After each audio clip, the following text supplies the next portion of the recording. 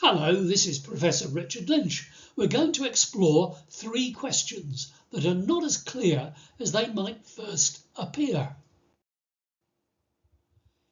Is McDonald's really a global company? And if it is, what does this mean for global strategy? And what are some of the benefits and problems of having a global strategy? Well, most people know that McDonald's Restaurants has many operations around the world. Its Big Mac is a regular feature in many countries, and in more recent times it's been offering direct deliveries in many countries, from its wide range of menu choices as well as from its many basic items. The outcome is that the company had over $25 billion sales in 2023, all directed from its headquarters in America. But this is not the full story. Easily the largest part of McDonald's sales are in the USA. Does this mean that the company is not truly a global operation? I would argue that it depends how you define global. Here are three definitions that will help. An international company is where the focus is still on the home country with some exports. A multinational is where the company has operations in many countries but largely manages these as separate companies or regions like Europe or Pacific. And a global company is where there are products or services that are essentially the same across the world, like Disney's Mickey Mouse. What does this mean for the key strategic principle of competitive advantage? In global companies like McDonald's, Disney or Apple, the competitive advantage is basically the same around the world.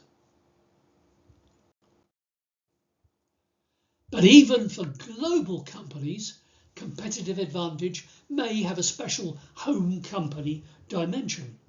For example, BYD cars in China and Tata in India.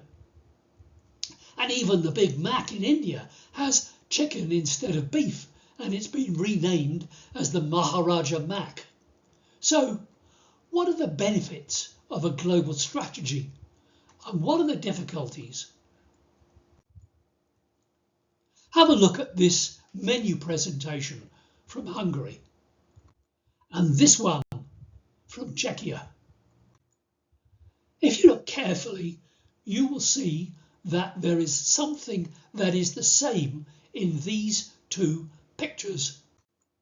Yes, McDonald's is using the same picture in both countries. And this is one example of what we call the economies of scope in global strategy. Lower costs come from economies of scope by sharing the costs across a number of countries. In addition, lower costs can also come from economies of scale, where global activities increase the total volume of production. There are other benefits from having a global strategy related to global branding, local cost sourcing of production, spreading the research and development costs across many countries and using worldwide communications. But there are also problems. Some customers may still prefer national tastes, like the absence of McDonald's beef products in India, for example. Moreover, trade barriers still exist, something that President Trump and colleagues have been building with the recent activities in the USA.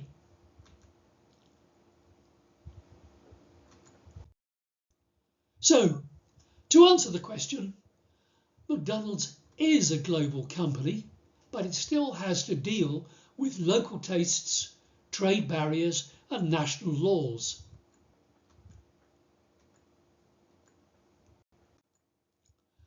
can read more about this in chapter 19 of our book on strategic management.